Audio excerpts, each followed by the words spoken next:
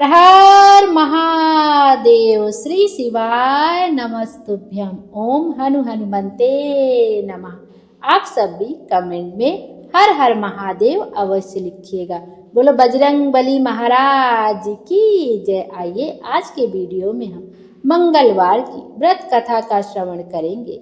मंगलवार के दिन हनुमान जी की विशेष कृपा पाने के लिए मंगलवार का व्रत किया जाता है। मंगलवार के दिन हनुमान जी को लड्डू का भोग अवश्य लगाना चाहिए। उन्हें लड्डुओं का भोग बहुत अधिक प्रिय है। आइए अब मंगलवार की व्रत कथा का श्रवण करते हैं। एक बुढ़िया माई थी। वह मंगल देवता को अपना इष्ट देवता मानकर सदैव मंगलवार का व्रत रखती और मंगल देव का पूजन किया करती थी। उसका एक पुत्र था जो मंगलवार को उत्पन्न हुआ था। इस कारण उसको मंगलिया के नाम से बुलाया करती थी। एक दिन मंगल देवता उसकी श्रद्धा को देखने के लिए उसके घर साधु का रूप बनाकर आए और द्वार पर आवाज दी। बुढ़िया ने कहा, महाराज क्या आज्ञा है? साधु महाराज कहने लगे कि बहुत भूख लगी है, भोजन बनाना है। इसके लिए तू थोड़ी सी पृथ्वी लीप दे तो तेरा पुण्य होगा। यह सुन बुढ़िया माई ने कहा, महाराज आज मंगलवार की व्रती हूँ, इसलिए मैं चौका नहीं लगा सकती। कहो तो जल का छिड़काव कर दूं, उस पर भोजन बना ले। साधु कहने लगे कि मैं गोबर से लिपे चौके पर ही खाना बनाता हूँ। बुढ़िया ने कहा, पृथ्वी लीपने के सिवाय कोई और सेवा हो तो सब कुछ करने के वास्ते तैयार हूँ। तब साधु महाराज ने कहा, सोच समझकर उत्तर दो, मैं जो कुछ भी कहूँ सब तुमको करना होगा। बुढ़िया माई कहने लगी कि महाराज पृथ्वी लीपने के अलावा जो भी आज्ञा करेंगे उसका पालन अवश्य करूंगी। बुढ़िया ने ऐसा 3 बार वचन दे दिया। तब साधु महाराज कहने लगे कि तू अपने लड़के को बुलाकर औंधा लिटा दे, मैं उसकी पीठ पर भोजन बनाऊंगा। साधु की बात सुनकर बुढ़िया माई कुछ देर के लिए चुप हो गई। तब साधु महाराज ने कहा कि बुला लड़के को, अब सोच विचार क्या करती है? बुढ़िया मंगलिया मंगलिया कहकर पुकारने लगी।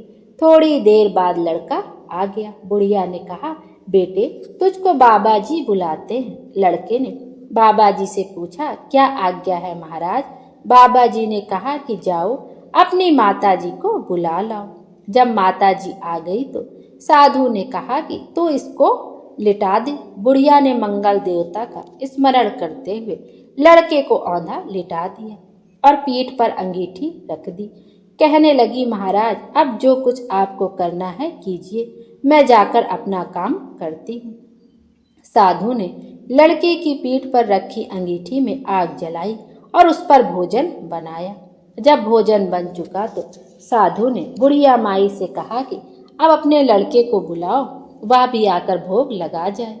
बुढ़िया कहने लगी कि महाराज यह कैसे आश्चर्य की बात करते हैं? अभी तो आपने उसकी पीठ पर आग जलाई और अब उसी को प्रसाद के लिए बुलाते हैं। क्या यह संभव है कि अब भी आप उसको जीवित समझते हैं? आप कृपया करके उसका स्मरण भी मुझको ना कराइए और भोग लगाकर जहाँ जाना हो जाइए। साधु के अत्यंत आग्रह करने पर बुढ़िया ने ज्यों ही मंगलिया कहकर आवाज लगाई, त्यों ही लड़का एक ओर से दौड़ता हुआ आ गया। साधु ने लड़के को प्रसाद दिया और कहा कि माई तेरा व्रत सफल हो गया। तेरे हृदय में दया है और अपने इष्ट देव में अटल श्रद्धा है, इसके कारण तुमको कभी कोई कष्ट नहीं होगा। बोलो हनुमान जी महाराज की जय। आइए मंगलवार व्रत की दूसरी व्रत कथा का भी श्रवण करते हैं। एक बार ब्राह्मण दंपत्ति के कोई संतान न थी, जिसके कारण पति पत्नी बहुत दुखी रहते थे। वह ब्राह्मण हनुमान जी की पूजा करने हेतु वन में चला गया। वह पूजा के साथ महावीर जी से एक पुत्र की कामना प्रकट किया करता था। घर पर उसकी पत्नी मंगलवार का व्रत पुत्र प्राप्ति के लिए किया करती थी। मंगल के दिन व्रत के अंत में भोजन बनाकर हनुमान जी को भोग लगाने के बाद स्वयं भोजन करती थी। एक बार कुटुंब में विवाह के कारण ब्राह्मणी भोजन न बना सकी, अतः हनुमान जी को भोग भी नहीं लगा। वह अपने मन में प्रण करके सो गई कि अब अगले मंगलवार को हनुमान जी का भोग लगाकर ही अन्न जल ग्रहण करूंगी। वह भूखी प्यासी 6 दिन पड़ी रही। मंगलवार के दिन तो उसे मूर्छा ही आ गई। तब हनुमान जी उसकी लगन और निष्ठा को देखकर बहुत प्रसन्न हो गए। उन्होंने उसे दर्शन देकर सचेत किया और कहा कि मैं तुमसे अति प्रसन्न हूँ। मैं तुझको सुंदर बालक देता हूँ जो तेरी बहुत सेवा किया करेगा। हनुमान जी द्वारा दिया गया सुंदर बालक पाकर ब्राह्मणी अति प्रसन्न हुई। ब्राह्मणी ने बालक का नाम मंगल रखा। कुछ समय पश्चात ब्राह्मण वन से लौटकर आया। प्रसन्न चित्त सुंदर बालक घर में क्रीड़ा करते देखकर वह अपनी पत्नी से बोला, यह बालक कौन है? पत्नी ने कहा, मंगलवार के व्रत से प्रसन्न होकर हनुमान जी ने दर्शन दे मुझे यह बालक दिया है। पत्नी की बात छल से भरी जान उसने सोचा, यह उल्टा व्यभिचारिणी अपनी कलुषता छिपाने के लिए बात बना रही है। एक दिन उसका पति कुएं पर पानी भरने चला तो पत्नी ने कहा कि मंगल को भी साथ ले जाओ। वह मंगल को साथ ले गया। वह बालक को कुएं में डालकर वापस पानी भरकर घर आ गया तो पत्नी ने पूछा कि मंगल कहाँ है? तभी मंगल मुस्कुराता हुआ घर आ गया। उसको देख ब्राह्मण आश्चर्यचकित रह गया। रात्रि को उसके पति को हनुमान जी ने स्वप्न में कहा, यह बालक मैंने दिया है, तुम अपनी पत्नी को उल्टा क्यों समझते हो? पति यह जानकर बहुत हर्षित हुआ।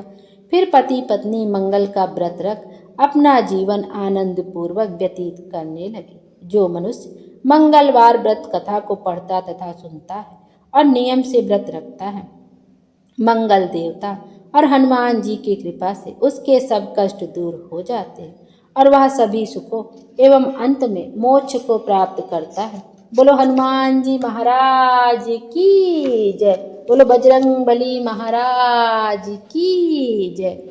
आइए अब अजा एकादशी की व्रत कथा का श्रवण करते हैं। प्राचीन काल में अयोध्या नगरी में एक चक्रवर्ती राजा राज्य करता था। उसका नाम हरिश्चंद्र था। वह अत्यंत वीर प्रतापी तथा सत्यवादी था। दैवयोग से उसने अपना राज्य स्वप्न में एक ऋषि को दान कर दिया और परिस्थितिवश उसे अपनी पत्नी और पुत्र को भी बेच देना पड़ा। स्वयं वह एक चांडाल का सेवक बन गया। उसने उस चांडाल के यहाँ कफन लेने का काम किया, परंतु उसने इस आपत्ति के काम में भी सत्य को ना छोड़ा। जब इसी प्रकार उसे कई वर्ष बीत गए तो उसे अपने इस नीच कर्म पर बड़ा दुख हुआ और वह इससे मुक्त होने का उपाय खोजने लगा। वह सदैव इसी चिंता में रहने लगा कि मैं क्या करूं, किस प्रकार इस नीच कर्म से मुक्ति पाऊं। एक समय की बात है, वह इसी चिंता में बैठा था कि गौतम ऋषि वहां आ पहुंचे। राजा ने उन्हें प्रणाम किया और अपनी दुख भरी कथा सुनाने लगा।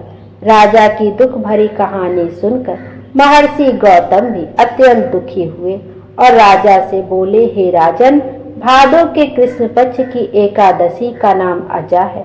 तुम उस एकादशी का विधि पूर्वक व्रत करो तथा रात्रि को जागरण करो, इससे तुम्हारे समस्त पाप नष्ट हो जाएंगे। गौतम ऋषि राजा से इस प्रकार कहकर अंतर्ध्यान हो गए। अजा नाम की एकादशी आने पर राजा ने मुनि के कहे अनुसार विधि पूर्वक व्रत तथा रात्रि जागरण किया। उसी व्रत के प्रभाव से राजा के समस्त पाप नष्ट हो गए। उस समय स्वर्ग में नगाड़े बजने लगे तथा पुष्पों की वर्षा होने लगी। उसने अपने सामने ब्रह्मा, विष्णु, महादेव जी तथा इंद्र आदि देवताओं को खड़ा पाया। उसने अपने मृतक पुत्र को जीवित तथा स्त्री को वस्त्र तथा आभूषणों से युक्त देखा। व्रत के प्रभाव से उसको पुनः राज्य मिला। वास्तव में एक ऋषि ने राजा की परीक्षा लेने के लिए यह सब कौतुक किया था, किंतु अजा एकादशी के व्रत के प्रभाव से सारा षड्यंत्र समाप्त हो गया। और अंत समय में राजा हरिश्चंद्र अपने परिवार सहित स्वर्ग लोक को गए। हे राजन, यह सब अजय एकादशी के व्रत का प्रभाव था। जो मनुष्य इस व्रत को विधि विधान पूर्वक करते हैं तथा रात्रि जागरण करते हैं, उनके समस्त पाप नष्ट हो जाते हैं और अंत में वे स्वर्ग को जाते हैं। इस एकादशी की कथा के श्रवण मात्र से ही अश्वमेघ यज्ञ का फल मिलता है। बोलिए भगवान विष्णु की जय। भगवान विष्णु हम सब की मनोकामना पूर्ण करें और हमारे जीवन को खुशियों से भर दें। Thank you.